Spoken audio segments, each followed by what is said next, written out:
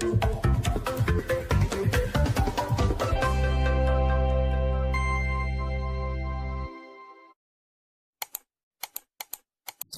warahmatullahi wabarakatuh.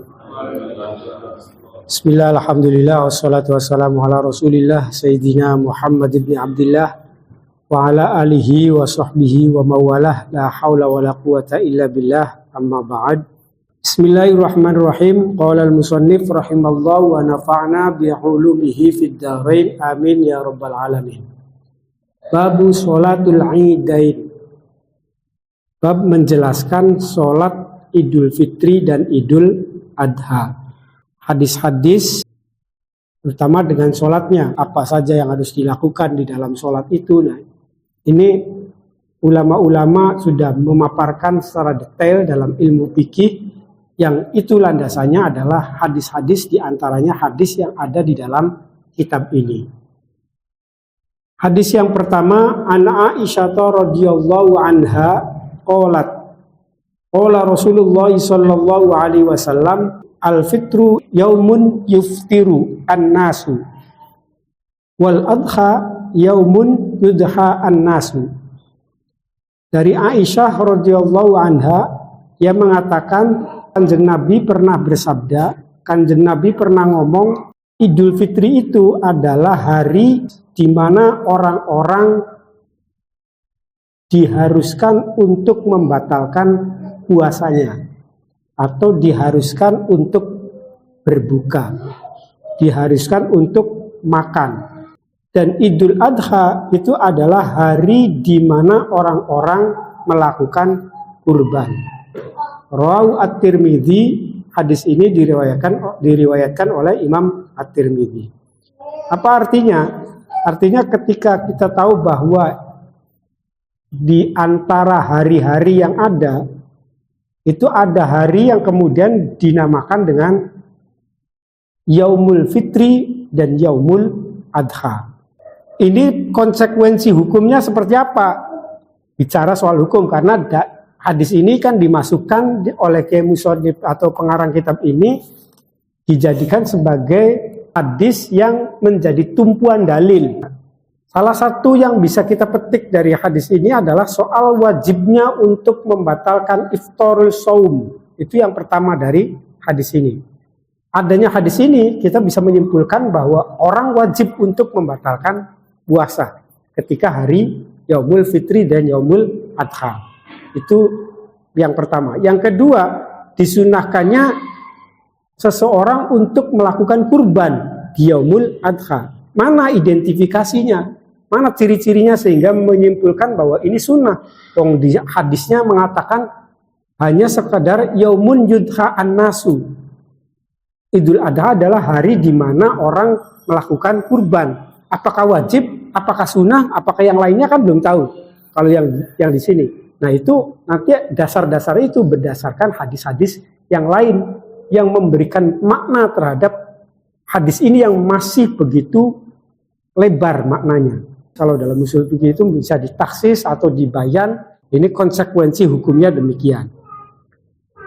Hadis yang kedua, wa an Abi Umair bin Anasin radhiyallahu anhuma an umumati lahu min ashabin Nabi sallallahu alaihi wasallam anna rukban ja'u fashahidu annahum ra'awul hilala bil amsi fa amarahum an-nabiy sallallahu alaihi wasallam ayyuftiru wa idza asbahu ayyaghdu ila musallahum. Rawahu Ahmad wa Abu Dawud wa hadza lafdhu wa isnaduhu sahihun. Hadis berikutnya dari Umair bin Anas, dari Umair bin Anas radhiyallahu anhuma.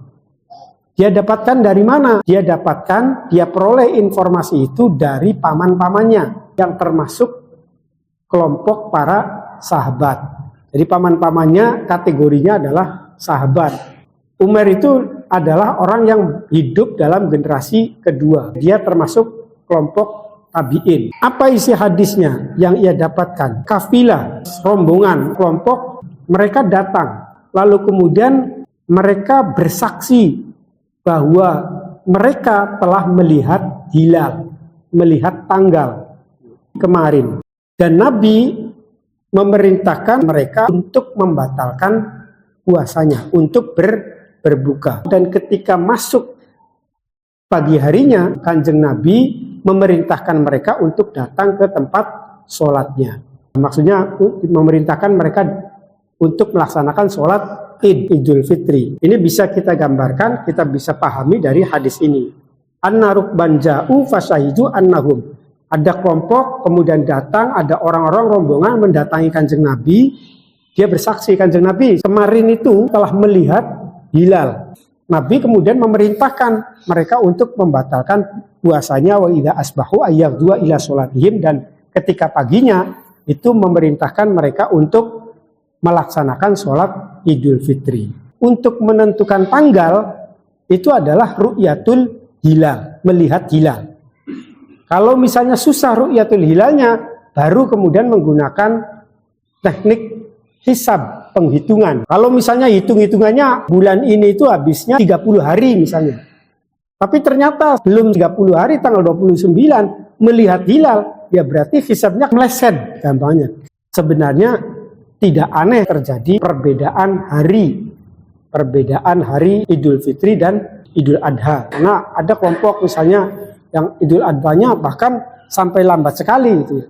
Jadi patokannya adalah hilal di tempat kita bermukim. Kita mukimnya di Indonesia, ya muncul bulannya itu kapan?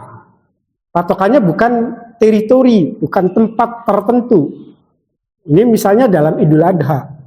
Biasanya ditarik bahwa penentunya itu adalah di Saudi, di Mekah. Kalau di Mekahnya Lebaran, ya kita di Lebaran gitu. Padahal bukan itu yang menentukan, itu bukan geografisnya, bukan tempatnya. Karena boleh jadi munculnya bulan di sana dengan bulan yang di sini itu berbeda. Di sana sudah muncul, di sini belum muncul. Memungkinkan terjadi karena faktor alam. Wa idza asbahu ayyadua ila sumusallahum. Itu hukum soal penentuan tanggalnya atau fikih dalam menentukan tanggal hari Idul Fitri dan Idul Adha. Salah satu landasannya diantaranya adalah hadis ini. Selain itu juga soal ayuftiru wa idza asbahu, hanya sekedar melihat kemudian disaksikan tanpa kemudian bersaksi, tanpa kemudian menghadirkan bayinah, saksi gitu. Hanya bersaksi tanpa menghadirkan bayinah, saksi. Ente ngaku-ngaku telah melihat hilal, siapa saksinya? Nah itu nanti akan berpengaruh, hadis ini akan berpengaruh pada babul qodoyat nanti, di bab-bab kodi, masalah pemerintahan.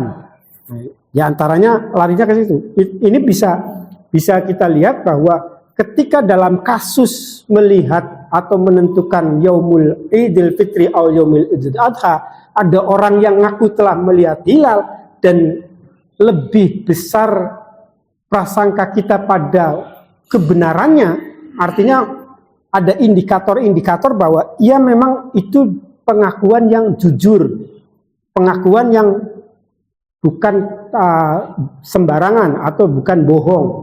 Nah, ada indikasi itu, maka tidak perlu untuk menghadirkan bayinah. Siapa saksi Anda bahwa Anda telah melihat hilal misalnya? Itu tidak perlu. Dari sini, maka hari raya Idul Fitri itu sudah bisa ditentukan. Buktinya Kanjeng Nabi fasyahidu annahum ra'awul hilala bil amsi fa amarahum an-nabiy sallallahu alaihi wasallam ayyufiru. Setelah mereka mengaku telah menyaksikan hilal, Kanjeng Nabi kemudian memerintahkan mereka untuk membatalkan. Nabi tidak menuntut mereka, mana saksi Anda gitu. Saksinya siapa Anda? Bahwa Anda telah melihat hilal. Tidak begitu, tapi justru Nabi memerintahkan mereka untuk membuka puasa. Wa idza asbahu ayyadua ila musallahum, dan ketika pagi harinya Kanjeng Nabi memerintahkan mereka untuk melaksanakan sholat Idul Fitri.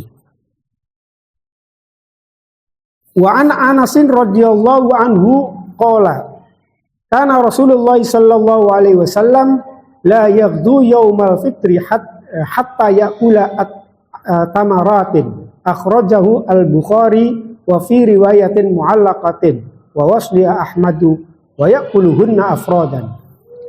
Dari Anas radhiyallahu anhu, dia mengatakan bahwa Rasulullah Shallallahu Alaihi Wasallam itu tidak pernah keluar dari rumahnya di hari Idul Fitri untuk melaksanakan sholat Idul Fitri hatta ya'kula tamarat, sebelum dia makan kurma. Jadi kanjeng Nabi kalau Idul Fitri